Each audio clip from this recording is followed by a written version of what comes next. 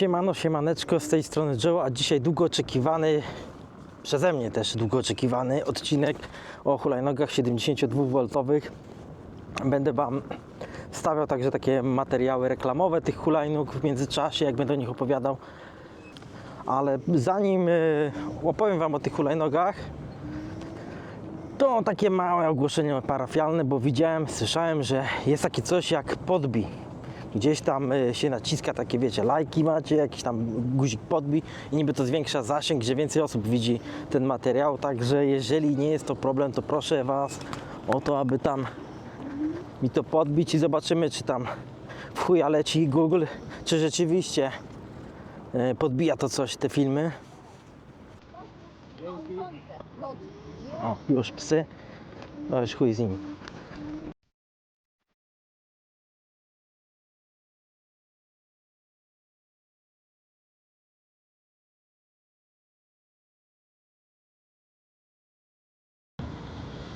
Nie no, zajebiście zrobili tę drogę. Linię kredą narysowali. Nie wiadomo, gdzie są rowery, a gdzie są piesi. Oczywiście idą ścieżką rowerową, co widać zresztą na znaku, że po lewej stronie są dla rowerów. Ta kreska to jest taka prowizoryczna. Taka, wiecie, na teraz. No ale już nie będę ich tam, wiecie, terroryzować i trąbić na nich, jeżeli idą mi po ścieżce. To będzie długi materiał, ale mam nadzieję, że w miarę uda się przez niego przebrnąć w taki sposób, że nie będę zanudzał Was. Zapraszam Was na Discorda mojego, jest tam w linku. Zapraszam też na TikToka. Coś jeszcze prowadzę? Nie, no chyba tylko tyle. TikToka, YouTube i Discord. Jak jesteście z Łodzi, okolic, zresztą bez znaczenia. W sumie skądkolwiek jesteście, to wpadajcie na Discorda. Warto, bo uważam, że gdyż na tym Discordzie nie jest tylko kwestią to, że możecie się umówić, nie wiem, na jazdę z kimś z okolic swoich tam, powiedzmy, tylko też można, nie wiem, jakieś jest porady na przykład możecie zdobyć na temat właśnie jak tam zmodyfikować hulajnogę, co poprawić. No jest tam takich różnych kanałów, więc myślę, że zawsze znajdziecie coś dla siebie, nawet jeżeli nie jesteście tam z Łodzi i okolic. Dzisiaj jadę w swoje stare miejsce, dawno nie byłem, czyli Stryków.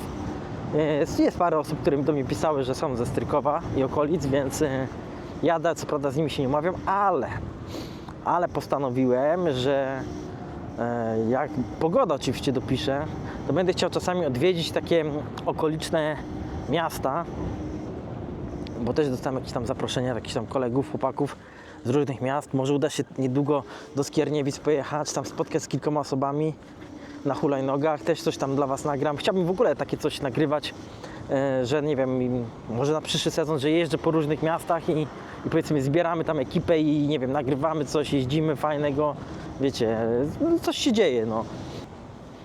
O Jezus, tu jak wyjebali. Krawężnik, kurwa, 20 cm. Takie rzeczy to tylko w Łodzi. I tak wygląda moje miasto Łódź. Wertepy, dziury, kurwa. Idioci to robią tutaj. I chuj, ujebany, już mam nogi i będę miał ujebany dek. No, także... O, nie, to jest tu. Także fajnie byłoby właśnie pojeździć po różnych miastach, pospotykać się. Może też także z innymi grupami, które mają tam jakieś tam swoje kanały. Na przykład jakiś tam elektrycznie Zielona Góra, czy coś w tym stylu. Ja pierdolę, wszędzie te kurwa liście. Musicie uważać, jak jeździcie, bo na takich liściach łatwo wyjebać się. Zresztą ja też muszę uważać. Przecież się nie rozjadę. Już się kurwa ogląda na prawo, lewo. Jak mam jeździć ścieżką rowerową, jak oni tego w ogóle nie ogarniają z tych liści? To nie jest tak, że tam jest parę listków. No dobra. Zacznijmy od Dualtrona Thundera 2, łamane przez 3, bo to są bardzo podobne hulajnogi. Generalnie troszeczkę powiedzmy o Dualtronie, czyli marce, która no już przez wiele lat robi te hulajnogi. Szczycą się tym, że jako pierwsi stworzyli hulajnogę z 2 silnikami i na cześć tego właśnie nazwali to Dualtron. No ale to taka ciekawostka, firma z dużym doświadczeniem, produkująca jakby to powiedzieć, podobne hulajnogi do siebie. Wszystkie są podobne, poza tam prawnymi wyjątkami, jak Dualtron Alien, który nowy jest, wyszedł, czy X Limited, czy X2 chociażby. Generalnie Dualtron trzyma się sztywno chociażby takiej rzeczy jak elastomer. Elastomer to jest takie zawieszenie gumowe. Elastomery generalnie wykorzystuje się tam na przykład, nie wiem, w zawieszeniu do tirów. Nie żeby to jakoś oczywiście miało propsować tutaj Dualtrona, że takie zawieszenie ładuje, ale warto o tym wspomnieć. I jaki jest problem z elastomerem? Bo wiele ludzi mówi, po co ten elastomer? Po co? No to ja już mówię, po co. Elastomer jest zawieszeniem generalnie twardym, nawet jeżeli da się go tam, powiedzmy, zmienić. No wiecie, tam są różne rodzaje gum. Zielone, żółte, niebieskie, czarne i białe. Chyba białe są najtwardsze, z tego co pamiętam, a zielone albo żółte najsłabsze. Ja mam chyba tutaj niebieskie, jakoś takie pomiędzy. I można ją sobie oczywiście zmiękczyć troszeczkę tymi gumami, no ale wiadomo, no to są dodatkowe koszty. No. Jak ktoś jest ogarnięty w takich sprawach, no to wyjdą grosze go, ale bo to wtedy tylko gumę wystarczy, a nie ten kartridż wymienić. No ale o co chodzi z tym elastomerem? Elastomer jest twardy. To znaczy, ja mogę Wam pokazać, bo pokazywałem już wcześniej w materiałach, że ten elastomer potrafi się ugiąć i to nawet nie dużo gorzej niż w takiej chociażby na Miberni, która jest chwalona za zawieszenie, ale tu chodzi o to, że no, ten skok jest inny i generalnie odczucia z jazdy są inne, bo żeby ten elastomer zadziałał, rzeczywiście musimy wpaść w taką dziurę albo zeskoczyć z krawężnika i wtedy on faktycznie zadziała bardzo dobrze. No i to jest dla kogoś może wadą, bo elastomery są, no nie nadają się za bardzo do offroad. I to ja też nagrywam ten odcinek chociażby dlatego, że wiele osób pyta mnie, co wybrać, Nami, Dualtron, Teveron, i ja zawsze piszę, że Dualtron to jest specyficzne urządzenie i żeby brali to pod uwagę, żeby się też, wiecie, nie napalali ci ludzie, że kupią Dualtrona i potem będą zawiedzeni, że nie wiem, nie pojechali po lesie, że pojadą po lesie, wszędzie pojedziecie Dualtronem, tylko że to nie będzie komfortowe wtedy. Musicie zrozumieć, do czego jest elastomer. Elastomer jest właśnie na asfalt, na drogi utwardzone. Pojedziecie po takim lekkim offroadzie i nie będzie źle, nie będziecie czuć jakiegoś dyskomfortu, nawet będzie spoko. Mnie się spoko nawet jeździło po takich szutrach, ale to nadal musi być w miarę utwardzone, nie może być takie, wiecie, z korzeniami drogi i tak dalej.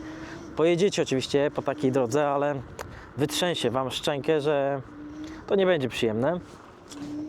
Nie jest to oczywiście tak twarde jak, nie wiem, te Xiaomi, te sharingowe hulajnogi, ale jest to twarde i trzeba z tym żyć.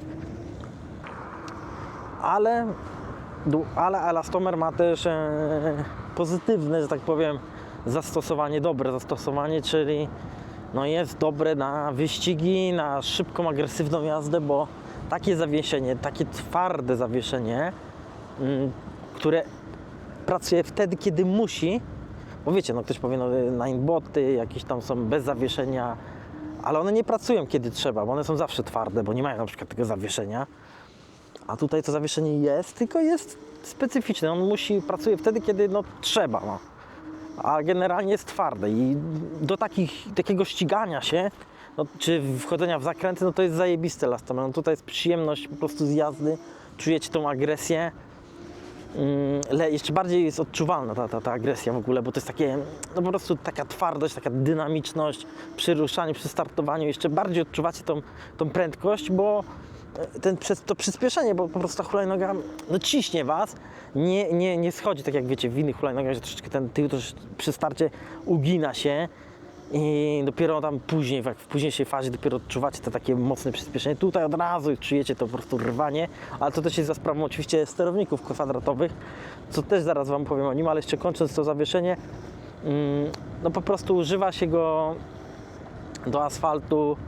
Jest bardzo długotrwałe takie zawieszenie, nie zużywa się szybko, więc jest bezobsługowe i to też pamiętajcie, no, to nie ma co porównywać elastomerów z Joyorów, Kukirinów do elastomerów z Dualtrona, które są no, dużo grubsze, te rurki są, Bo tam są cieniutkie te w Joyorze, tam się często siadało i te elastomery, no to źle wygląda i źle to pracuje. To są dużo cięższe hulajnogi, te Dualtrony, więc one potrzebują mocniejszych elastomerów, grubszych gum. Więc to też nie ma co porównywać, że o, kolega miał Joyora i mu tam siadł ten elastomer i to jest gówno. Nie, to nie jest to samo. Z założenia jest to samo, ale nie jest to samo. Czym różni się, powiedzmy, sterownik kwadratowy od sinusa? Tutaj na przykład też jest zastosowanie takiego kwadrata, jest dobre na przykład na wyścigi.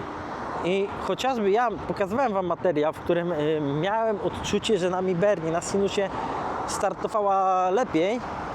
Tak na przykład jak już jesteś w tym pędzie, na przykład jedziesz 10-20 na godzinę, to wtedy na przykład dodając gazu na kwadracie czujemy większe, że tak powiem, przyspieszanie niż w takiej nami. W nami to, znaczy nami, w sensie ogólnie w takim sinusie.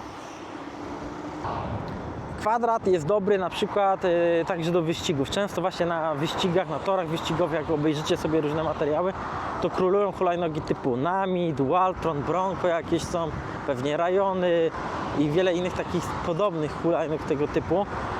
Tam nie zobaczycie Teverunów 7260R, tam nie zobaczycie chociażby Dualtrona X Limited, bo są to dosyć ciężkie hulajnogi na tyle, że one się nie nadają do wyścigów i to tym się nie pościgacie, to są, wiecie, królowie prostej.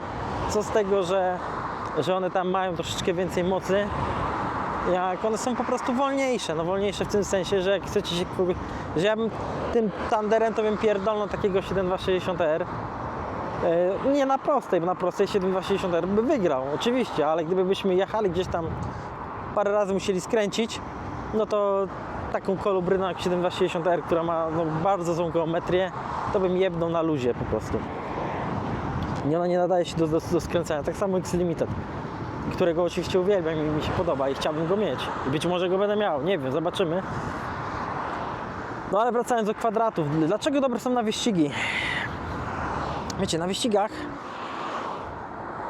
to potrzebujecie bardziej zero-jedynkowej mocy niż... a taką moc jest w stanie tylko wygenerować kwadrat. A dlaczego potrzebujecie zero-jedynkowego startu? Oczywiście niektórzy ładują weski, co nie są zero-jedynkowe, no ale takie seryjnie produkowane hulajnogi, no to kwadrat jest pod tym względem lepszy, a to dlatego, że startując, to właściwie jak startujecie od zera na starcie, no to taki kwadrat nie jest do końca dobry. Nie jest do końca dobry, bo on od razu Wam mieli, oddaje tą moc po całości i może Wam zamienić koło, więc start będzie chujowy. Tutaj na przykład takie Nami z sinusem będzie lepsze. Ale na wyścigach generalnie to nie jest takich startów dużo, raczej tylko jeden i się jedzie. A jak się jedzie i na przykład musicie zwolnić przed zakrętem i potem przyspieszyć, wychodząc z tego zakrętu, no to tutaj kwadrat pokazuje to, w czym jest lepszy od sinusa. On już będąc w jakimś tam ruchu oddaje natychmiastową moc, którą potrzeba i wtedy już nie mieli, bo on już jest, wiecie, opony są rozgrzane, hulajnoga już jest w takim pędzie, że już nie zamielą koła, tylko po prostu jest piękne odejście. I tutaj sinus jest dużo gorszy na takie wyścigi, bo on, wiecie, no nie oddaje od razu tej mocy. Można oczywiście tą krzywą tam ustawić sobie, ale to nie będzie to co kwadrat. Kwadrat od razu rwie.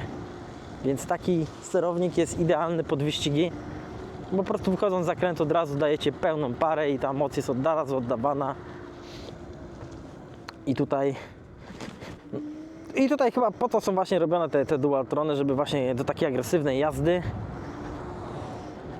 I jest to zrozumiałe, czemu te sterowniki kwadratowe tam są. A czy są one tanie? Nie są one tanie, to od razu mogę Wam powiedzieć, bo jak zobaczycie ceny tych sterowników, to na przykład mój sterownik, który jest 60A, jest droższy niż sterownik na przykład takim 7260R, który jest 70A, mówimy o nominale.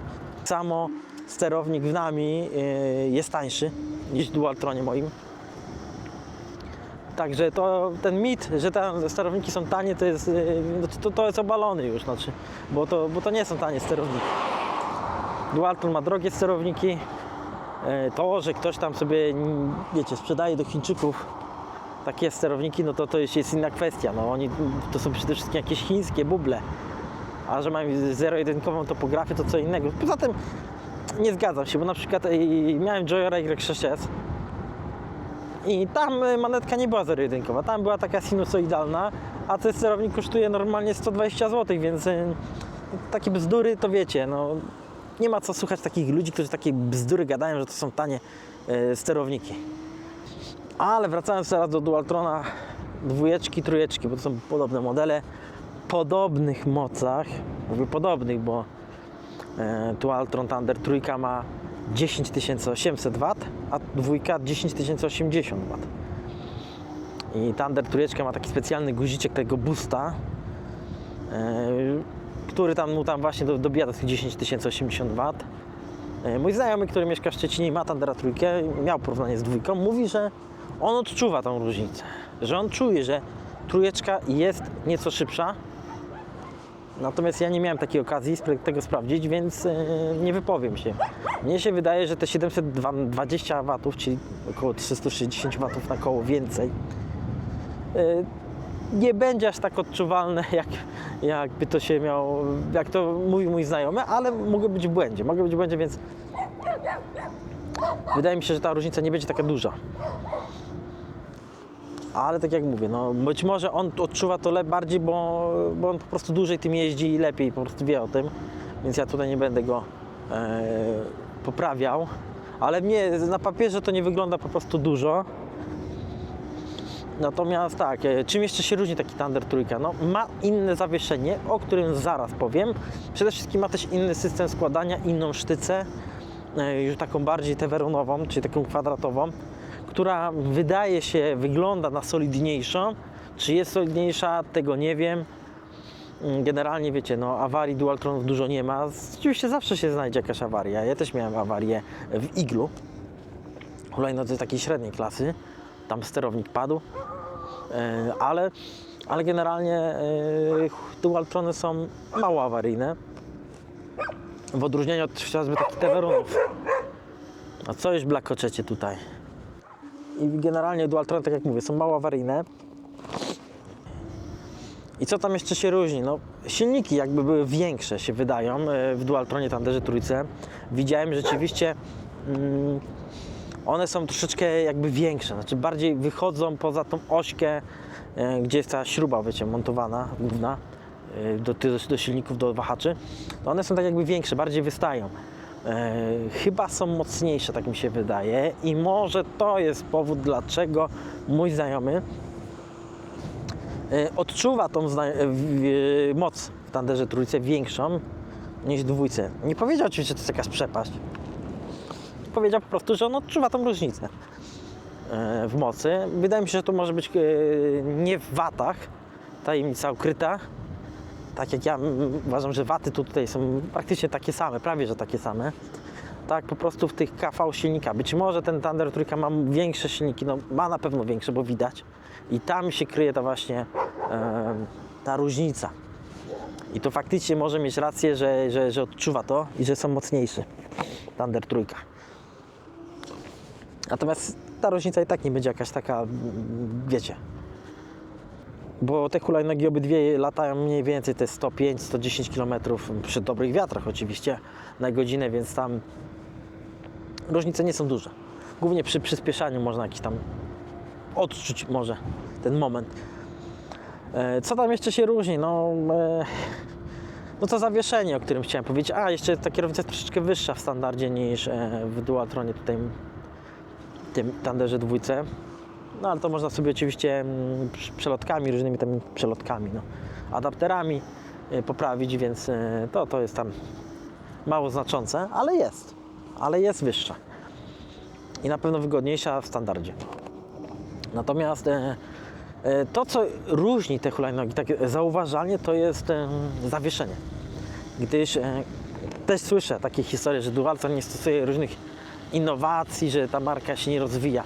On stosuje innowacje, silniku może nie tak jak każdemu się wydaje, że na przykład, nie wiem, dodadzą wyświetlacz, który, nie wiem, pokazuje ile watów wyciąga dany silnik, albo ile mocy, albo załącza się drugi silnik, jak jedzie pod górkę. No takich bajerów może nie ma.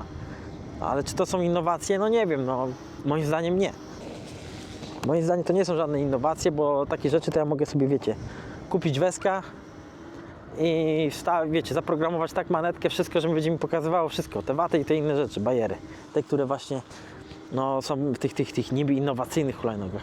Innowacja w Dualtronie polega przede wszystkim na przykład takim zawieszeniu. Zawieszenie, które jest stosowane w Thunderze trójce, w Alienie chyba i w Sztormie nowym. To jest nowy rodzaj elastomera, to nie jest elastomer, to już jest zawieszenie, którego się w ogóle nie wymienia. Nigdy się nie wymienia podobno, tak słyszałem. Czyli coś jeszcze innego, lepszego niż sprężyny.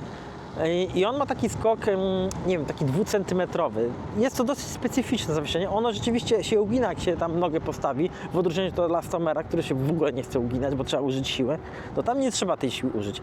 Myślę, że tamto zawieszenie jest takim idealnym rozwiązaniem i to jest innowacyjne, uważam, bo ono wybiera fajnie te małe dziurki, pracuje jak sprężyna, ale jednocześnie nie ma takiego, wiecie, takiego mocnego dociśnięcia do ziemi, dzięki temu startujecie, wiecie, dzięki temu po prostu to zawieszenie, jak startujecie, to nie ugina Wam się na mocno, tylko jest twarde. Ono ma mały skok. Coś jak Monar w rejonie Apexie. Tam ten Monar, wiecie, tam 2 cm on się tylko rusza mniej więcej z tyłu. On jest taki chyba powietrznym, tam amortyzatorem. Tutaj jest zupełnie co innego, są jakieś takie krążki nawinięte na tą całą, wiecie, ten mechanizm. I on tak dosyć tak fajnie, dosyć pokazany jest, jak pracuje na różnych takich filmach i grafikach. Więc jest to innowacyjne podejście do zawieszenia, którego wcześniej nie widziałem, a jest od niedawna. To są główne różnice pomiędzy Thunderem trójką i dwójką. Obie hulajnogi no, rozpędzają się jak wściekłe. Obie mają, wiecie, no, podobno jest wygląd. Jeżdżą po takich nierównych drogach. Da się, ale to nie jest to. Thundery, generalnie Dualtrony są dla osób, które troszeczkę lubią, że tak to ujmę, nie powiem, że przyszpanować, ale tu, wiecie, tu magia polega na czymś innym. To tak jak niektórzy wolą iPhony, na przykład od telefonów z Androidem. No wiecie, no, ograniczone są te iPhony pod pewnymi względami, ale ta magia leży w czymś innym, w pewnej kulturze, że tak powiem, tych hulajnóg. One oczywiście nie są złe, no są bardzo dobre, ale tak jak mówię, no, mają swoje tam nie tyle wady, co po prostu inne zastosowania. Dla mnie Dualtron to jest bardziej kultura. Ja mógłbym sobie kupić, wiecie, no te Veruna 7260R też myślałem przez chwilę, ale wiecie, tyle wad, ile ja o nim usłyszałem, to sobie darowałem. I Thundery, Dualtrony, nie tylko Dual Thundery, to jest kultura, czyli po prostu ten dźwięk silnika, z daleka Was widać, że jedzie Dualtron. To już każdy Was rozpozna. To jest właśnie to coś, to ta magia po prostu tych silników. Tego nie ma nikt. I ja powiem Wam szczerze, że jak myślałem o Nami Bernie, to właśnie pomyślałem sobie tak, no kurwa, stracę ten zajebisty dźwięk silników. I to był dla mnie, nie powiem decydujący argument, ale istotny stał się to argument. Tak samo LEDy, no ale LEDy co wiadomo, można sobie dołożyć, a takiego dźwięku silnika już nie dołożycie. No dobra, przypomniało mi się, pokażę Wam, jak działa lampa w Thunderze dwójce. Sami ocenicie, czy jest mocna. Wzniosę się tutaj dronem. W ogóle bardzo fajny dron Mini 5 Pro od DJI najnowszy. Zobaczcie sobie, jaki promień światła rzuca właśnie Dualtron. I widać ewidentnie, jak daleko sięga to światło. To jest oryginalna lampa, dodawana w standardzie. Jest dość mocna. A teraz Wam pokażę. Troszeczkę obniżę się. A teraz Wam pokażę, jak działa Magic Shine. Czyli 400 zł lampka. Widzicie? To jest dzienne. dosyć ten zakres jest taki, widzicie, no ładne, piękne odcięcie. Zasięg nie jest duży, ale jak damy długie, to zobaczcie, co teraz się dzieje.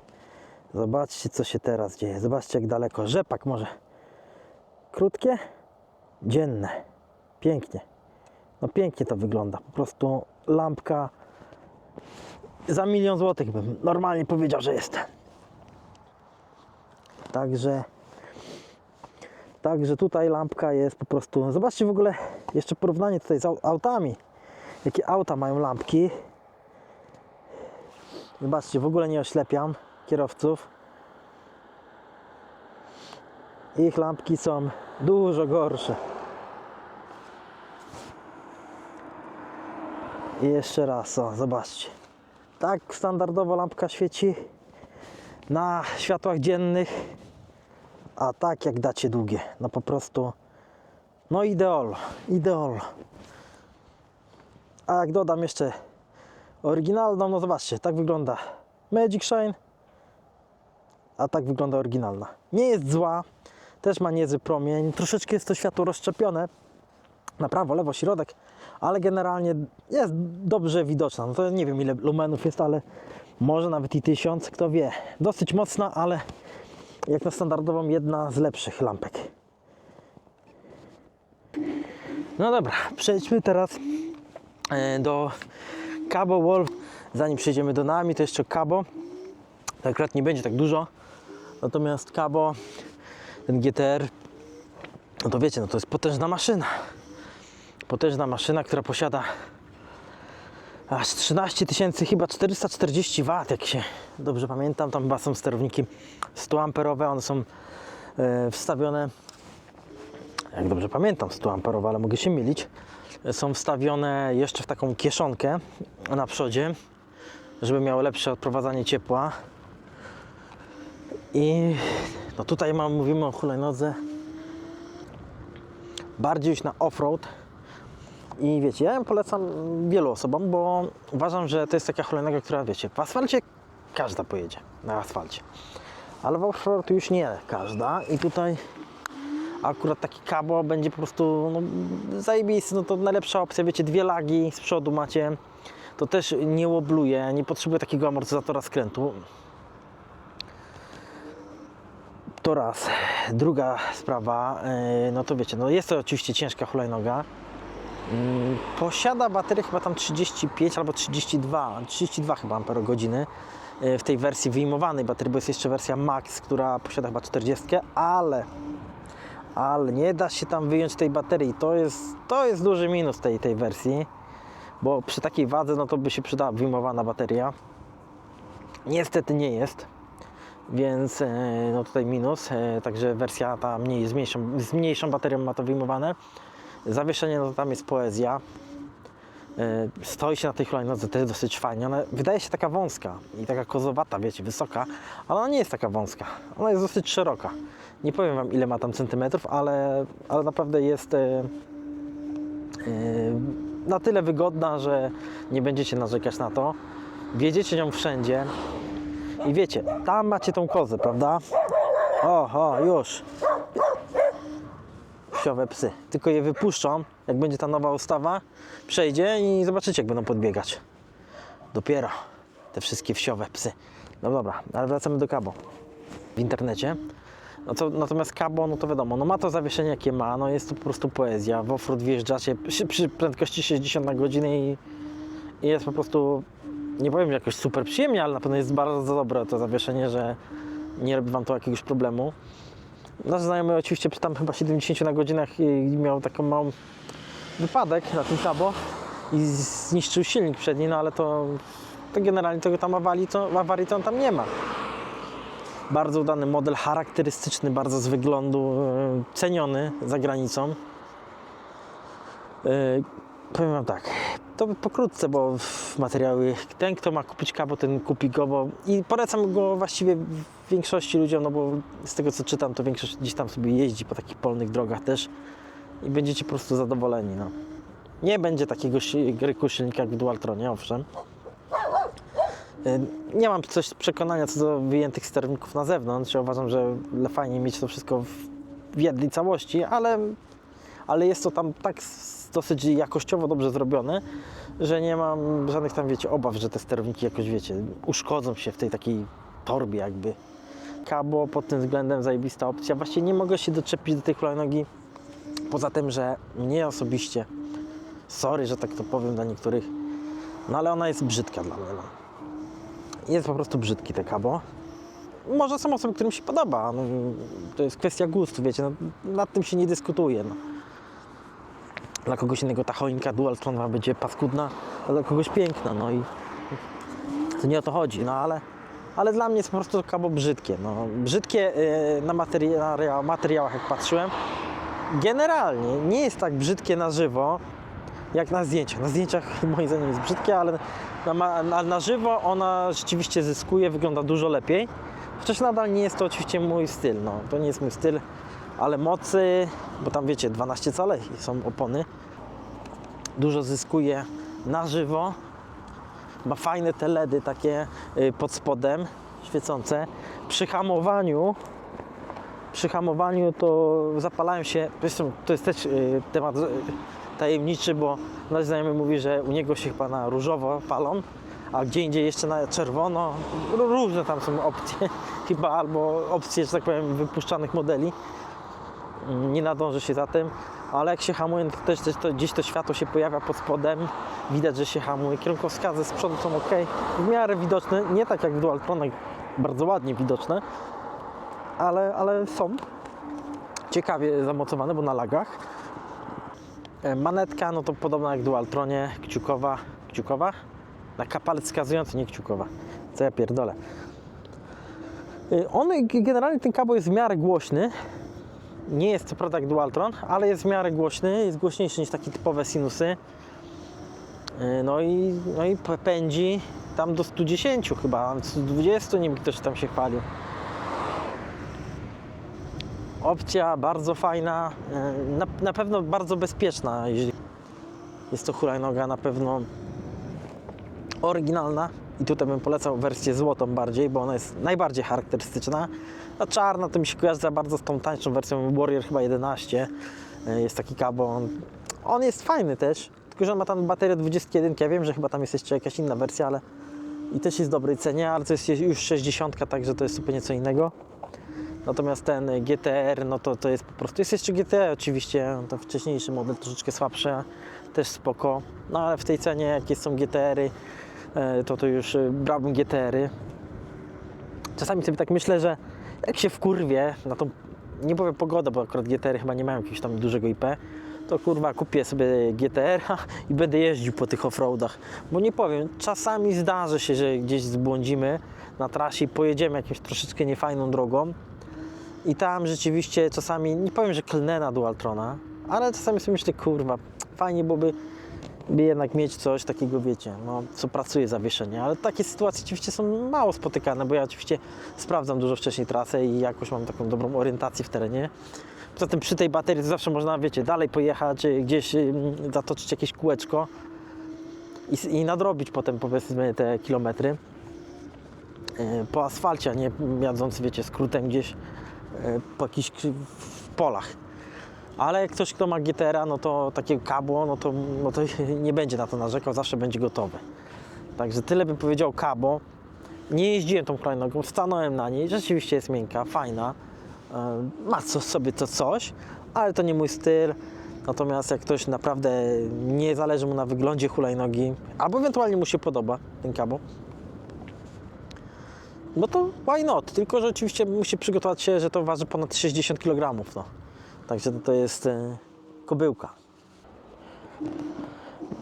No dobra, napojony, najedzony, możemy przejść dalej.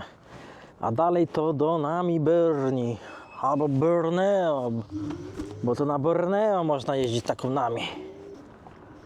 No i co o tej Nami? O tej Nami mogę powiedzieć tak. Moim zdaniem jest to najlepsza hulajnoga ostatnich lat pod takim względem ogólnym. Rzeczywiście jest to hulajnoga bardzo często modyfikowana do wyścigów, używana do wyścigów, chwalona przez różnych youtuberów, różnych tam influencerów, którzy zajmują się hulajnogami. Jest to ciekawy projekt, bo to jest od gościa, który był w Cabo i założył po prostu sobie coś swojego. I powiem wam, jeżeli chodzi o Nami, to wiemy, no to jest konstrukcja tak jakby jednoczęściowa. Taki wygląda jak takie rusztowanie. I teraz tak, no jest tam, te sterowniki są na zewnątrz. Niby bateria jest na zewnątrz, chociaż ta bateria nie jest tak naprawdę na zewnątrz, bo ona jest w takiej skrzyneczce uszczelnionej bardzo dobrze. Tak samo sterowniki są fenomenalnie uszczelnione, więc możecie sobie je zatopić tam i nic się im nie stanie. Widzieliśmy nagrania, znaczy filmy Jorka, różnych ludzi, to jest super hulajnoga. Dlaczego ona jest taka super właściwie?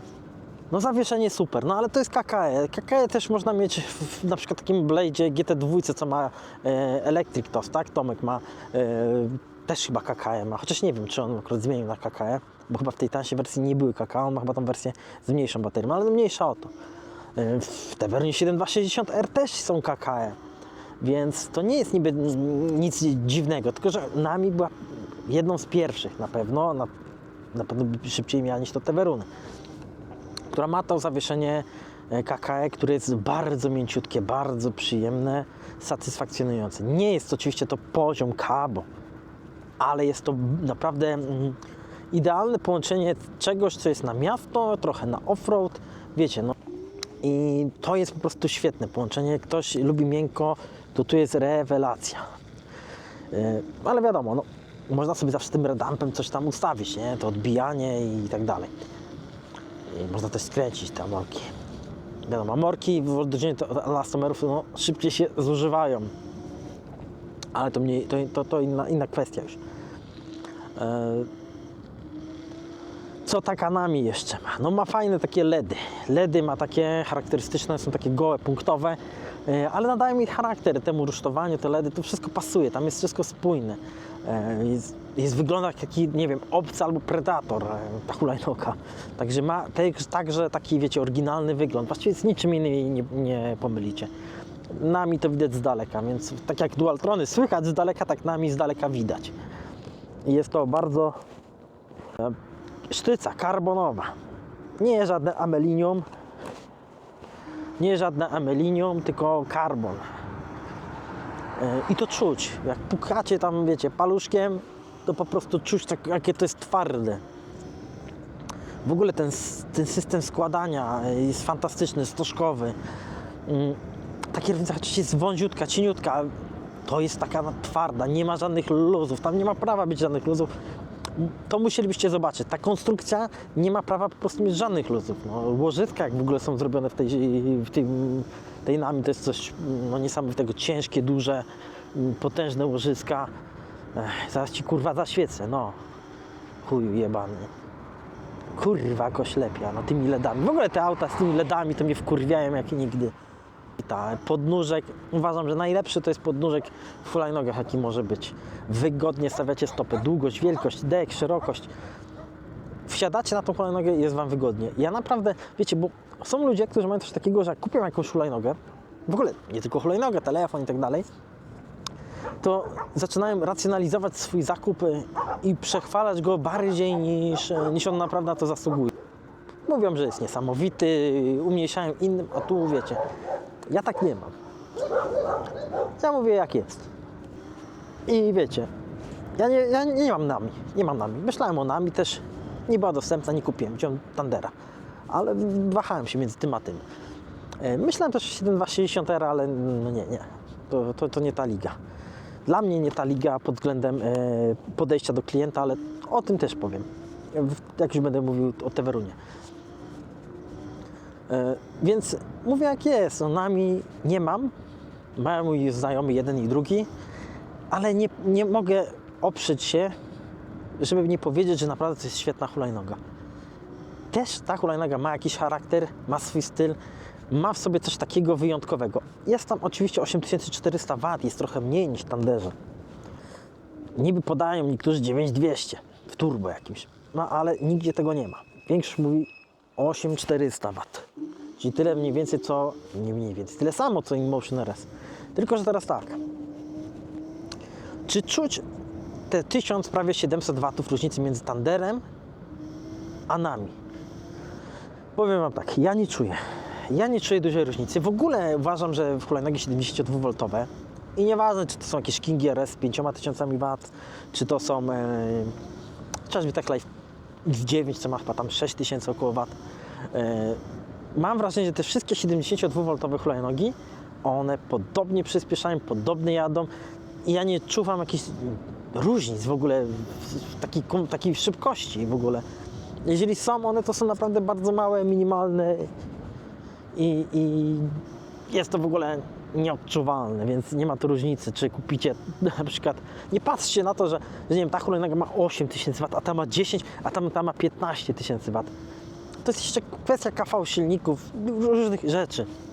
Ale uwierzcie mi, że przy 72V nie odczujecie takiej różnicy. To są naprawdę rzeczy minimalne, marginalne. Ten moment obrotowy, one wszystkie mniej więcej jadą tyle samo. Na przykład taki X9, co ma niby prawie 2 razy mniej watów niż mój Thunder, jedzie podobną ilość na godzinę, tak? Na Miberni to samo. Nawet ten Teveron 7260R, jak ja widzę na film, tam są różnice marginalne i tak tego, wiecie, nie wykorzystacie. Nigdzie nie pojedziecie praktycznie 120 na godzinę, tam 110. I tak będziecie kręcić się w okolicach, wiecie, 30, a 80, może 90 na godzinę i to na chwilę. O, oślepię? Nie oślepię? Oślepiłem?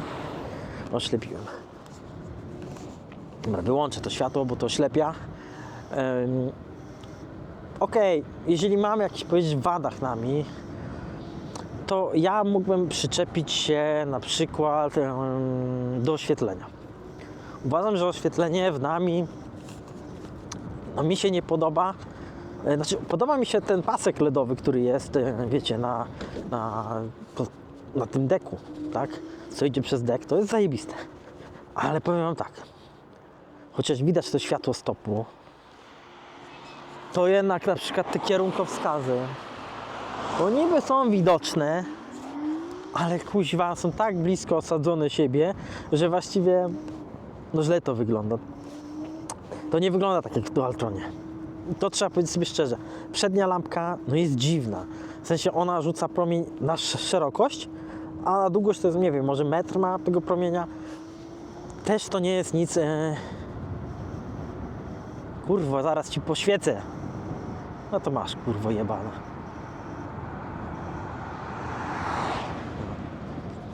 Kurwa. Jedzie, kurwa, długimi, jeszcze mnie oślepia. Dobrze, że mu zajebałem też długimi. Ale mogę tymi długimi. Magic Shine'owymi. No. Także ta lampa nami jest taka... No, powiedzmy, nie postarali się. Ona robiła wrażenie kiedyś. Rzeczywiście, bo te lampki były gorsze. A teraz, no to ona jest taka, wiecie, no... słaba, po prostu słaba lampka. Nie ma tragedii, oczywiście jest lepsza niż w większości hulajnóg, ale nie jest to nie jest to. W Dualtronie na przykład, o, zaraz Wam pokażę. W Dualtronie, o, macie taką lampkę i ona też nie jest jakaś wybitna, jest mocna, ale już ten promień jest wzdłuż, więc troszeczkę jak jedziecie szybciej, to widzicie coś tam z przodu. Co prawda troszeczkę oślepia może, a w nami to jest no, ten promień chujowy. No tutaj mamy oczywiście Magic Shine'a, który jest no, jakościowo, no ale Magic Shine kosztuje 400 zł bez promocji. To jest także inna liga. Także to taki jest minus, jaki mam się doczepić. Polecam nami, bo nami jest dobra tak, na asfalt to zajebiście się nią jedzie. Jest w miarę mówię, zwinna. Ona jest troszeczkę taka korpulentna w tym prowadzeniu. Nie jest taka, wiecie, że skrabna w tych zakrętach, tak nie wjeżdża jak Dualtron. Bo ona jest troszeczkę dłuższa. Jeszcze jedna rzecz mi się przypomniała co do nami, jeśli chodzi o takich wady. Jest jedna wada, uważam istotna, o której warto powiedzieć, to chociaż konstrukcja jest jednolita, to jednak weźcie pod uwagę, że przy jakiejś kraksie, przy jakimś upadku, przy jakimś uszkodzeniu tej ramy, no to musicie ją praktycznie w całości wymienić. No ewentualnie można rzeźbić. rzeźbić, próbować to naprawić. Są osoby, które to naprawiają, ale wiecie, no jak troszeczkę wam się złamie jakiś tam bok lub przegnie lub jakaś rurka pęknie, no to naruszacie konstrukcję prawie całej hulajnogi. Mówię całej prawie, no bo wiadomo, sztyca jest inaczej i koła inaczej doczepione do tej. Dlatego no, ta konstrukcja w nami jest jednolita i jeżeli coś tam naruszycie, no to już bierzcie pod uwagę, że no niestety trzeba będzie wymienić całą ramę albo no próbować to jakoś naprawiać, ale no to wiecie, no to takie naprawianie czegoś, co zostało uszkodzone jest jednolitą ramą, no nie bardzo. Dlatego to jest minus. No dobra, przejdziemy teraz do Teveruna 7260R. I generalnie do marki Teverun, ponieważ mój znajomy, który właśnie ma tu na Berni, wcześniej był w posiadaniu Teveruna Blade GT2, tej samej, która ma oczywiście Electric Toast. Tylko że w odróżnieniu od Electric Toasta, no to on wziął ją z polskiej dystrybucji, a z polskiej dystrybucji okazała się ona troszeczkę wadliwa. Ta akurat Tomka, wersja Blade'a, o dziwo nie ma tak dużo wad, ale może niektóre wady są podobne, więc to musiałby Tomek sam potwierdzić. Natomiast jakie miał problemy właśnie mój znajomy? No takie, że sztyca skrzypiała. Uwaga. No właśnie, że sztyca skrzypiała, nie mogli tego w ogóle naprawić. No wiecie, to jest irytujące, kupujecie hulajnogę za takie pieniądze. Mówię takie, bo to było około 8,5 tysiąca złotych chyba, czy tam 7,5, nie pamiętam. Skrzypi wam ciągle ta kierownica, ciągle. No to kurwicy idzie dostać. Wymieniacie oponę, podkładki, najebane tych podkładek pod ten silnik, nie wiadomo po co. Chyba naprawiali już tą, wiecie, konstrukcję, która została źle zaprojektowana i no musieli to naprawić jakoś. Więc najebali tych podkładek, że takie wiecie, pomylicie się z podkładką i zaczyna jakiś zacisk gdzieś, coś tam trzeć. No nie, no to słabe. Aplikacja też mająca swoje, wiecie, humory na zasadzie, że ustawiliście sobie super ustawienia, wiecie, posiedzieliście nad tą aplikacją, a ona robi nagle psikus i uważa, że nie zapisze, hulajnoga nie zapisuje tego, co jest w aplikacji i musicie się jebać. No, raz się tak zdarzyło, że hulajnoga przestała prawie że jechać, a okazało się, że musieliśmy też z 10 minut nad tym posiedzieć, nad tą aplikacją. Okazało się, że hulajnoga uznała, że sobie podmieni 60 V na 72, bo tak, jest możliwość zwiększenia napięcia w Blade'zie, więc uznała, że jedzie teraz znajomy na 72 V, więc hulajnoga nagle jakieś kwiatki robiła. Także Teverun podejście ma takie, wiecie, naćkać jak najwięcej tych funkcji, tych cruise controlów, tych różnych innych rzeczy. No fakt, no dają tego dużo, a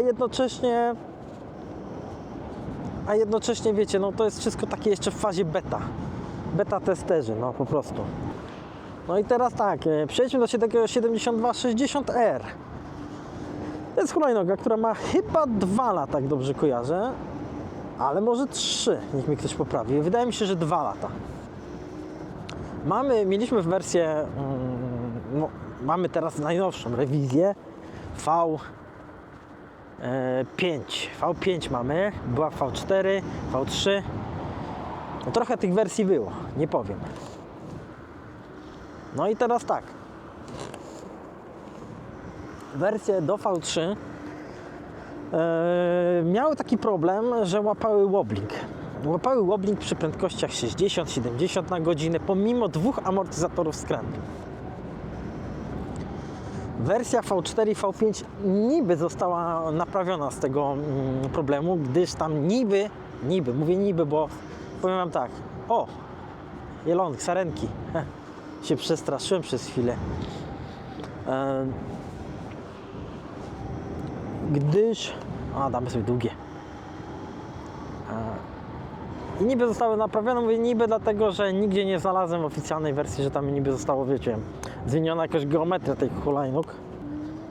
I niby nie została tam naprawiona, wiecie, geometria tej hulajnogi, która była od początku już spieprzona.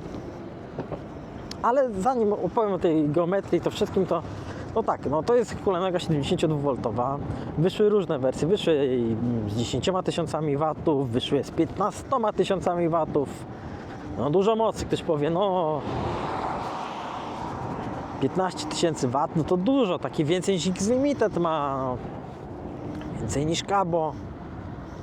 No robi wrażenie, robi, tak? Jeszcze ta bateria 60 Ah, w ogóle jak pierwszy raz zobaczyłem tego 7260R, to też zrobiło na mnie wrażenie, bo to dosyć jest ładna hulajnoga. Pomimo tego, że ma koła taczki, czyli te 13, płaskie dosyć, ale generalnie jest to ładna hulajnoga z dużo lepszymi LEDami niż były dawane, nie wiem, że tak powiem, w tańszych wersjach. W końcu naprawili te LEDy, że dali mocniejsze, takie bardziej jak w Dualtronach. No i ta hulajnoga jest generalnie bardzo ładną hulajnogą. No robi wrażenie ta 60 Ah bateria. Co jest z nim nie tak? No to zacznijmy od takich prostych rzeczy. Mianowicie, że chociażby w tej najnowszej wersji imitacja hydrografiki to jest jakiś laminat, w ogóle tam nie ma żadnego karbonu. Znaczy imitacja hydrografiki, źle to powiedziałem, imitacja karbonu. Tam nie ma w ogóle żadnego karbonu. To udaje karbon. Niektórzy dali się nabrać, myślą, że to jest karbon. To żaden karbon nie jest. Bardzo krzywo nadlana ta hydrografika na deku. W ogóle dla mnie to jest nieporozumienie, że takie coś wypuszczają, bo powiem Wam tak, ja robiłem błotnik z tyłu, hydrografikę w Thunderze. Kupiłem z Masterki ten błotnik, ale to już mniejsza o to. I wyobraźcie sobie, że pierwszy raz robiłem hydrografikę w wannie z jakimiś tam prostymi preparatami, które tam, wiecie, wyczytałem w internecie i zrobiłem ten błotnik lepiej niż Teverun zrobił hydrografikę, wiecie, w tym deku. Dla mnie dziwne, jak na taki sprzęt, który niby, wiecie, chce być marką premium, a no to wygląda źle, no to po prostu, no sami zobaczcie, no. Następna kwestia to jest sterowność tej hulajnogi, no sorry, ale no dla mnie to jest dziwne, że, zresztą już Hulis Bój mówi, że jest bardzo ciężko ją wyprowadzić ze zakrętu. Gdzie ma to się ścigać? To zresztą Hulis Bój mówi, to jest mistrz prostej. Na prostej to rzeczywiście będzie trochę szybszy od konkurencji. Nie wiem czy każdej, ale w większości. Natomiast przy pierwszym lepszym zakręcie, gdzie trzeba wjechać, no to już jest ta sterowność Titanica, że tak powiem. Dziwne to musi być uczucie, po prostu jedziesz szybko, z jednej strony, nie wiem, nie możesz wjechać w zakręt no, na pełnej, albo nie wiem, dynamicznie, tylko musisz w obawie być, wiecie, że czy nie wykopertnę gdzieś. No dziwne, nie wiem, no tak nie powinno być, uważam, no ale co zrobić? Tak to zaprojektowali świetni inżynierowie z Teveruna. Dalej, no to są te sterowniki, no, które w ogóle panowie z Zielonej Góry, którzy mają tam kogoś, kto ma 7260R, informowali, co prawda nie mnie, a mojego kolegę, informowali, że sterownik się spalił po 1000 kilometrach, że przerazili się, jak otworzyli ten dek, co tam jest. Generalnie powiem Wam tak, dla mnie jest to nieporozumienie. Słuchajcie, no ja mam w Dualtronie radiatory. W nami, no to sterowniki są na zewnątrz. Natomiast ja nie rozumiem, jak można było nie dać żadnych radiatorów do tego Teveruna 7260R. Tam nie ma żadnych radiatorów, rozumiecie to? Wszystko jest schowane w deku. A co gorsza, jest ten sterownik jeden do góry nogami w pokrywie deku zainstalowany. To znaczy, jak zedrzecie tą gumę, na której się stoi, odkręcicie te śrubeczki, wszystkie z boku, to jeszcze będziecie mieli takie 3 śrubki małe, do których jest przytwierdzony sterownik. Sterownik jest przytwierdzony na pastę, no tam jest dodana jakaś pasta, wiecie, taka, która ma odprowadzać ciepło. Ok, w porządku, to jest tak jak w nami zrobione, tylko że w nami ten w nami dek odprowadza to ciepło, czyli pasta ściąga, wiecie, ze sterownika to ciepło i oddaje do tej blachy pod spodem. Natomiast w Tewerunie, no niby oddaje do tej pokrywy deku ten wiecie, temperaturę ciepło, ale jednocześnie przecież jak ma oddawać, skoro jest on przykryty gumą, na której się stoi. To powiem wam, że no, tam nie ma w ogóle żadnego chłodzenia. Nie wiem jak ma być to chłodzenie zrobione, skoro jest tam, wiecie, stoicie na tym, jest jeszcze ta guma, na której stoicie i przykrywa cały dek, no to gdzie ma tam się dostać jakieś powietrze, wiecie, z pędu? No nie dziwne, że się palą sterowniki, no jak ktoś pałuje na niej, no bo no muszą się spalić, bo tak to jest kurwa przemyślane genialnie i ja nie wiem, no i to jest jakość? No to nie jest jakość. To jest jakaś chałupnicza robota, to wiecie, no marka aspiruje do bycia marką premium, ale tego nie robi. Fajnie, że dają tam jakieś, wiecie, GPS, no tylko, że te GPS są tak jak, wiecie, te AirTagi, no tam nie ma karty SIM, więc to nie jest aktywny GPS, tylko to jest pasywny, czyli pewnie z czymś gdzieś tam się łączy i wiecie, no są fajne rzeczy, na przykład, że blokujecie ją, ktoś, kto chce ją zabrać, to nie może nią odjechać nigdzie daleko, bo hulajnoga, no, blokuje koła, no to jest zajebiste. No to jest zajebiste, no to jest piękne po prostu w tej hulajnodze, zwłaszcza, że ona waży ponad 60 kg, no to jest mądre, przemyślane. Oj, to jakiś koteczek był. No nie możesz tak chodzić, koteczku. Matko boska, aż mi się przykro zrobiło, bo na wyobrażenie, że mógłby sobie coś zrobić ten koteczek, zobaczcie. Bidulek, no. Ty nie chodź tędy, bo sobie krzywdę zrobisz. To jest ruchliwo. Poszedł, no. Poszedł. Idź, z dala od ulicy. Z dala, no idź. No, zainteresowany. Boże, zawsze mi się przykro robi, bo wiecie. No to jest Ruando, jakaś ruchliwa ulica, dzięki. I to nie jest bezpieczne dla tego kotka. I teraz tak. Wracając do tego, tak, do tych sterowników, no palą się. Ja nie mówię, że się palą, wiecie, co drugim hulajnodze, no ale istnieje ryzyko, że się zagrzeją, no bo nie ma nigdzie odprowadzania ciepła. No, marka premium i takie rzeczy robi słabe. No. Jak zobaczycie na przykład takiego Dualtrona X Limited, gdzie on ma radiatory, a on ma te radiatory z tyłu, sugerując, że tam pewnie są sterowniki. Takie czerwone będzie charakterystyczne, jak ktoś zobaczy w internecie.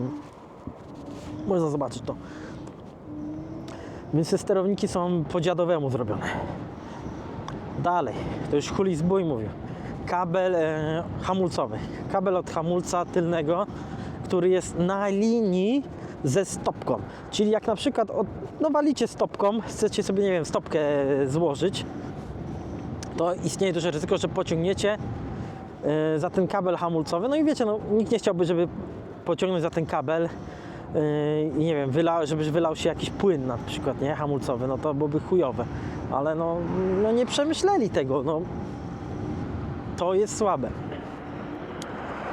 Z innych takich rzeczy to mniej istotne, no to wiadomo, no podnóżek, powiem wam tak, no nie przystoi ten podnóżek za bardzo do tej krówki. Dosyć taki mały się wydaje, chociaż w rzeczywistości on jest dużo większy. On tylko taki się wydaje mały, no bo wiadomo, jest stłamszony tymi wielkimi kołami, tymi, wiecie, tym całym rozmiarem tego 7260R. I teraz tak, jak słyszę, że ktoś robi, wiecie, no, że nie ma z kim się ścigać na tym 7260R w mieście, to ja powiem tak. Po pierwsze, na prostej to może rzeczywiście nie masz z kim się ścigać. Ale przy pierwszej lepszej okazji to bym zrobił, przy pierwszej lepszej okazji to byś takiego każdą 72 mniejszą byście zrobili, bo wiecie, no za zakrętach to nie skręca. To jest Titanic. Druga kwestia to jest na przykład te amortyzatory skrętu. Słuchajcie, ja złapałem wobbling na Dualtronie przy prędkości 94 na godzinę i to z górki. Z górki mówię, lekkiej górki, bo profil stania na tej hulajnodze był troszeczkę inny niż jakbyście jechali na wprost. Ale przy 94 na godzinę złapał mnie dopiero wobbling, a wcześniej nie. A ja nie mam żadnego amortyzatora skrętu. Żadnego. I w Dualtronie tak to wygląda, że ta konstrukcja jest przemyślana na tyle, że nie potrzebują amortyzatora skrętu. Spokojnie do 70-80 możecie jechać bez amortyzatora skrętu. Natomiast w Teverunie 7260R, no to sorry, no ale tutaj bez amortyzatora skrętu to ja bym bał się jechać więcej niż 50 na godzinę. Jeżeli ktoś uważa, że inaczej, no to proszę bardzo, no możemy się pościgać. Tylko proszę zdjąć ten amortyzator skrętu wspaniały i zobaczycie jak ta hulajnoga jest premium. Wtedy zobaczycie, jak spierdolona została geometria tej hulajnogi. Ale generalnie, no jak macie te amortyzatory skrętu, nowsze wersje, no są w miarę ok już to jest. Udało mi się naprawić, powiecie, no zresztą, słuchajcie, no tyle wersji wyszło tych hulajnóg w ciągu tam 2 lat około, że musieli coś naprawić w końcu, no ale no nie wygląda to dobrze i szczerze powiedziawszy nie polecałbym tej hulajnogi. Wiecie, no czytam czasami na forach Teveruna i jak ludzie mają problemy z tym modelem. I teraz tak, no ja wiem, że wiele osób ma tego Teveruna w Polsce. Ja nie chcę też, wiecie, żeby ktoś myślał, że ja tutaj hejtuję tego 7260R, bo ja po prostu zwracam uwagę, że marka premium nie powinna takiego czegoś, no nie wiem, no mieć sobie, no takich wad. I teraz jak ja ostatnio wydałem się w dyskusję z gościem na fejsie, bo tam było pytanie, co wybrać, X-Limited, czy Dualtrona, czy Teverona 7260R i tam, wiecie, no byli ludzie, którzy mówili, że Teveron. O Boże, porównywanie tak dwóch skrajnie innych hulajnóg pod względem jakości wykonania, no to jest dla mnie przerażające. I wiele osób zwraca uwagę tylko, bo tam jest moc. Jezus Maria, no co mi obchodzi 15 000 W, a 12 000 W w X-Limited, jak to idzie według specyfikacji podobnie. Podobnie fakt, Dualtron jest 84V, to musicie o tym pamiętać.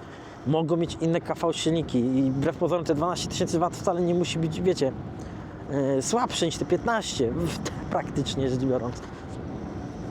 Nie musi być ta hulajnoga generalnie słabsza, ale nawet nie o to chodzi. Jeżeli ktoś byle tylko cokolwiek kupić, byle tylko było mocne, to tutaj mogę też mieć zastrzeżenie do osób, które kupują bojki. Bojedy i na przykład, wiecie, no 6000 W, Laoti 6000 W. Kupują moc, a nie kupują jakości. No, słuchajcie, no fajnie, że pojedzie wasza hulajnoga te 5 na godzinę szybciej, może 10. Chuja odczujecie tak naprawdę to przyspieszenie i to wszystko.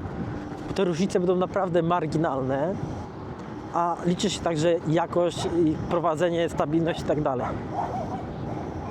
Jak ja bym chciał moc, to ja bym sobie zamontował tutaj sobie weskę, zmieniłbym sobie pewnie baterię i sterowniki, znaczy sterowniki byłyby zmienione, bo weskę jest sterownikiem. I miałbym to gdzieś, no BMS-a bym zmienił baterii, no, bo musiałby, wiadomo, więcej przyjąć. Ale naprawdę nie ma co porównywać Teveruna do X-Limited, no, przede wszystkim do X-Limited, bo to jest troszeczkę inna hulajnoga. Większa. Teveron raczej powinien tutaj rywalizować z takimi hulajnogami jak mój wiecie, Thunder, jak Nami, Kabo, a mimo to ono odstaje pod względem jakości wykonania i to dosyć mocno, no wiecie, nawet jeżeli powiedzmy to nie jest aż tak źle, jak ja to mówię, bo najlepiej o tym by opowiedziały osoby, które mają te hulajnogi, dłużej jeżdżą, mają na pewno większe pojęcie, co się tam nie zgadza, co się zgadza, ale słuchajcie, no na pewno to nie jest miłe, jak kupujesz hulajnogę za około 15 000 złotych, bo więcej za to bym nie dał. Nie jest to miłe, kiedy, wiecie, no otwieracie ten dek i widzicie jakieś takie, wiecie, makaron plus, no dobra, no makaron to dużo powiedziano, musi być tam makaron, bo to jest wszystko ciasno, tam nie ma dużo miejsca. Ale widzicie na przykład krzywo nadlaną hydrografikę, no to nie przystoi po prostu takiej hulajnodze, żeby była krzywo nadlana hydrografika. To jest słabe. Słabe jest to, że po prostu nie ma radiatorów, żaden ze sterowników, że to jest wszystko na pastę zrobione. No, ten dolny sterownik co jest do dołu przytwierdzone, to jeszcze ok, ale ten do deku to jest no, słabe po prostu. I teraz tak, jeszcze jest kwestia, czy faktycznie ten Teveron leci 120 na godzinę, no. Może są takie osoby, które poleciały z tym 120, ale z tego co ja widzę, no to ta hulajnoga leci 108, 110 na godzinę. I to trzeba brać pod uwagę, że no przekłamanie, tak, licznika jeszcze. Jak na 15 000 W, o ile nie jest to przekłamane, a stawiam, że nie jest, no to jednak to nie robi wrażenia. Jednak to nie robi. Liczyłem na prędkość rzędu 135 typu, nie? A nie 110, 115 może. Wiecie, no tyle to i tym tanderem teoretycznie jestem w stanie pojechać. Mówię teoretycznie, bo producent podaje 100 na godzinę, ale tam widziałem numery, że 110 jechali. No. Wiadomo, no, są różne okoliczności, ale to nawet nie o to chodzi. Nie o to chodzi, bo ja już mówiłem o tym dawno. Nie chodzi o prędkość maksymalną. I tak nie będziecie jeździli 110, 120 na godzinę. Raz może w życiu gdzieś tam pojedziecie V-Maxa, może 2 razy i uwierzcie mi, nie chcielibyście tego robić na 7260 RC, bo tam przy tej amortyzatorach skrętu, o kurwa, dziki, jak spierdalają,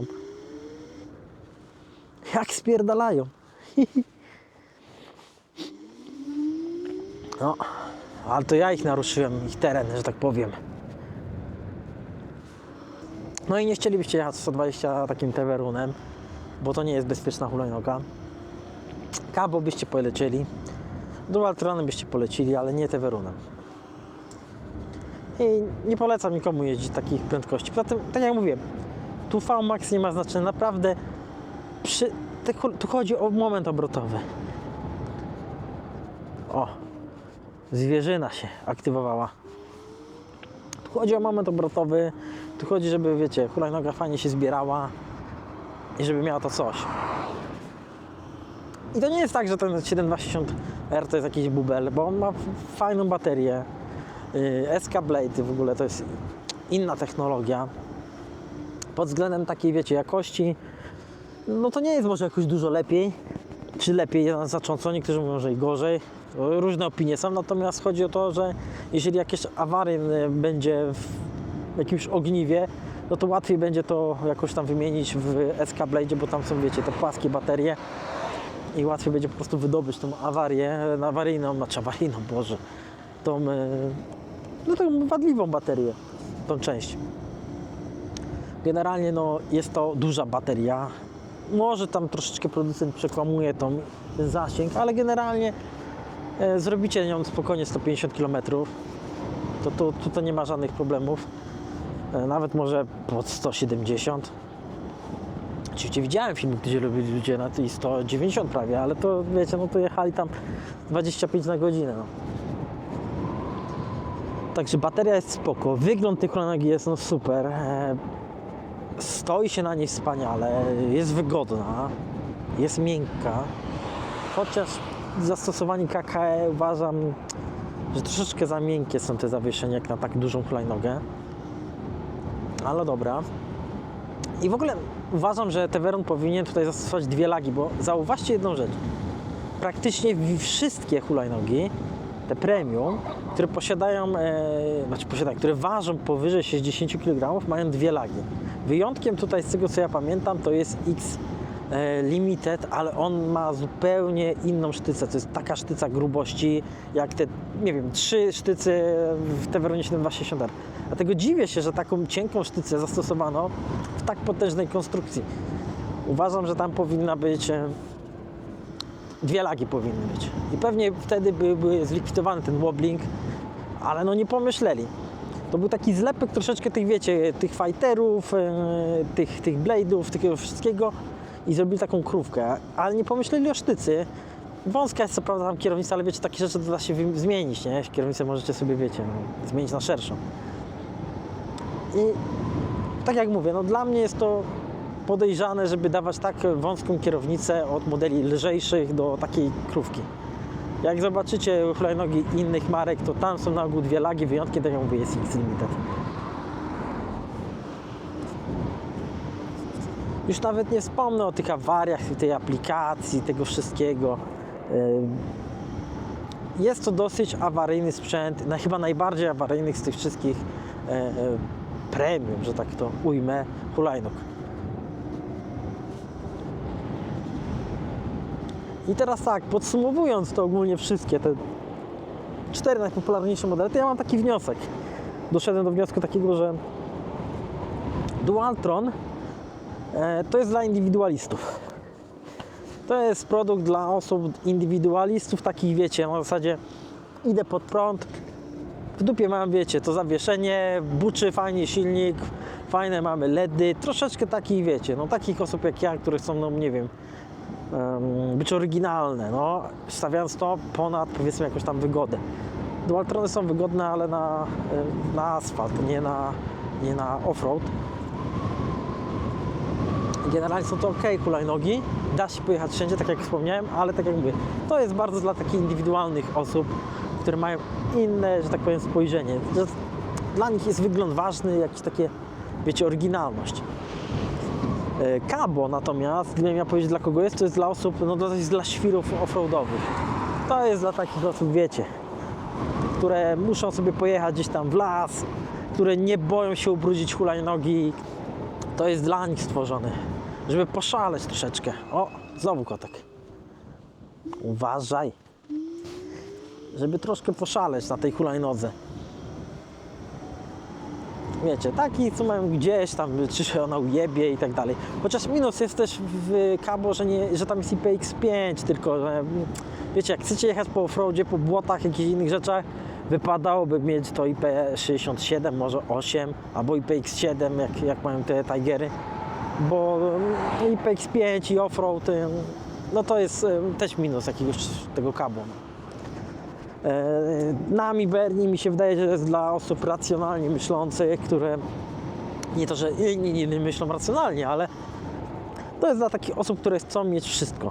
Troszeczkę tu, troszeczkę tego, dla takich bardzo zdroworozsądkowo podchodzących do hulajnogi, dla, wiecie, no, takich, którzy no po prostu no, cenią sobie wygodę, ale też troszeczkę chcą poszaleć i móc wjechać w każdy teren teoretycznie. No, teoretycznie da się w każdy wjechać. Praktycznie no może nie. To jest dla takich osób. Natomiast 7260R to jest chyba dla osób, które same majsterkują przy hulajnogach, że same naprawiają te hulajnogi, bo teoretycznie miała być to hulajnoga do wszystkiego, no bo wiecie, wielka, dobra bateria, miała być dla takich ludzi, którzy kochają dystanse, ale no nie wiem, no poza tym dystansem to takie atuty tej hulajnogi, no nie ma za dużo tych atutów, no jest niestabilna, jest ciężka w operowaniu, trzeba skręcać te amorki, jest no, mocna, faktycznie jest mocna, no ale wiecie, no mocno nie wszystko. Dlatego, no mówię, 7260R, no to chyba wiecie, jak lubicie dubać w hulajnodze, naprawiać ją, no to ok. Jestem ciekawy, czy wiele osób po 5000, tak jak ja, prawie 6, na tych Teverunach tyle zrobili. Bez wad żadnych. Bo na nami też ludzie robią po 40 000 kilometrów i nadal to jeździ, wiadomo, zmieniają tylko łożyska jakieś ewentualnie i tyle. No jestem też ciekawy waszego zdania, czy powielacie go.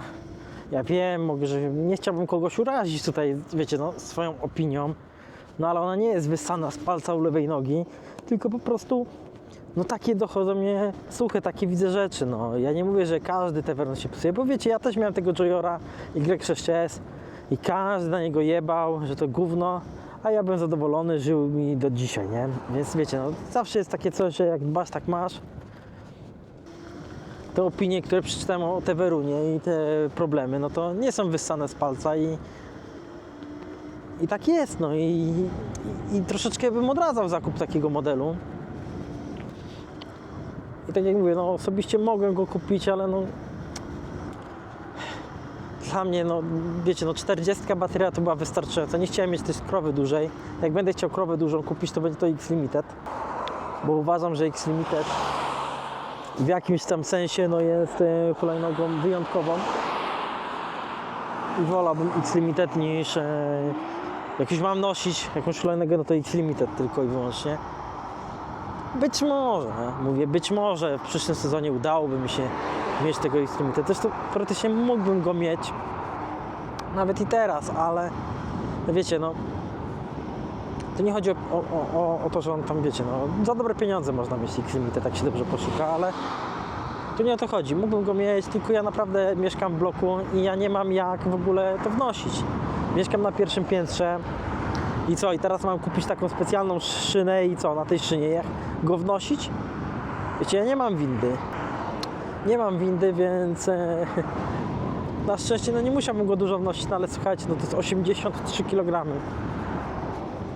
To jest naprawdę potężna maszyna. Ja widziałem X-Limited parę razy. Tak bardzo na dłuższy czas mogłem pobawić na nim, nie pojeździć, ale wiecie, wstać, wejść na nim. To miałem taką okazję w Paryżu, gdzie po prostu jest sklep Dualtrona i rzeczywiście no ta hulajnoga jest gigantyczna. Natomiast to też nie jest tak, że ten Thunder na przykład jest dużo mniejszy od tego X-Limited, bo wierzcie mi, X-Limited ma tylko 35 cm szerokości deku, a Thunder ma 31,5, więc to jest tylko 3,5 cm różnicy w samej szerokości deku. To jest prawie tyle co nic. On jest kwadratowy, gruby, on wizualnie wygląda na większy. Ma te opony, wiecie, 13. Też to są koła od taczki. Generalnie te koła od taczki uważam, że no okej, wygodne są, ale no nie wiem, szpecą niektóre hulajnogi. I wiecie, no i ten X-Limited jest fajny i w ogóle, ale no jest za ciężki. Ja cały czas walczę z myślami, czy powinienem myśleć w ogóle o nim. A teraz taki Teveron, który waży prawie 70 kg, no wiecie, no za baterii 60 uważam, że to nie warto, no. Zresztą, no ileś tak przejeżdża kilometrów normalnie. 120 to już macie dosyć, no. Niektórzy to nawet po 50 mają dosyć, a co dopiero jechać 150 na 180 km hulajnogą. Chyba ktoś kupuje tego Teverona, żeby mieć, wiecie, magazyn energii w domu, bo bateria jest duża, fajna, ale wiecie, to jest bardziej na w takich krajach dobrych jak Stany Zjednoczone, gdzie no daleko jest wszędzie, no, że tak powiem. Ja wiem, Tomek chce kupić 7260R z Electric Toast, ale no bo on jest związany z Teveronem. Zresztą mój kolega też jest związany z Teveronem, był mocno. A jednak przeszedł na nami, bo uznał, że jednak jakość jest ważniejsza niż, wiecie, no. Zraził się też na Teverona, no, nie dziwię mu się. Klnął na tą hulajnogę. Może zły model trafił, ale trafił, no i tyle, no. Wiecie, model może mieć pewne wady jakieś, ale no, aplikacja resetująca się, ustawienia wszystkie, no to już to nie jest kwestia złego modelu, tylko to po prostu jest, no bo tak skonstruowane, no. I ja wiem, że Tomek chce kupić, no ale ja mu szczerze odradzam. Lepiej niech sobie kupi Nami Berni, chociaż wiecie, albo Kabo, bo mówię, krzywdę można sobie zrobić na takim Teveronie. A odszkodowania nie dostaniecie od producenta za to, że jest spierdolona geometria. To wszystko może sam potwierdzić, nie wiem, no Huli Zbój, który no też wiele rzeczy mówił złych o tej hulajnodze. No, docenia oczywiście tam jej walory, ale no też Huli Zbój zauważył po prostu wiele takich no bolączek po prostu tej maszyny i że to nie jest dla każdego i że no nie jest ona taka wspaniała, no. A na koniec powiem tak, powtórzę, no jeszcze, że zapraszam Was na tego Discorda i że tam dajcie tego boosta, tego, wiecie, lajka. No zobaczymy, czy to coś daje w ogóle, czy nie, no. Jak nic nie da, to nie będę Was dalej prosił o tego boosta, no tylko ten jeden raz proszę Was, żebyście dali właśnie ten super like, jak to się mówi tam pod filmem. No i zobaczymy, sam jestem ciekawy, czy to coś, wiecie, zmieni, no. Czy wiecie, czy w chuja lecą na tym YouTubie. Jak nic nie da, to nie będę Was prosił. Wiadomo, no subskrypcja, dzwoneczek, like, no to wiadomo, każdy żebrze, ja tego nie robię, ale dzisiaj wyjątkowo. Wyjątkowo tylko dzisiaj. Także zapraszam Was, dzięki za oglądanie, jak zawsze i do następnego.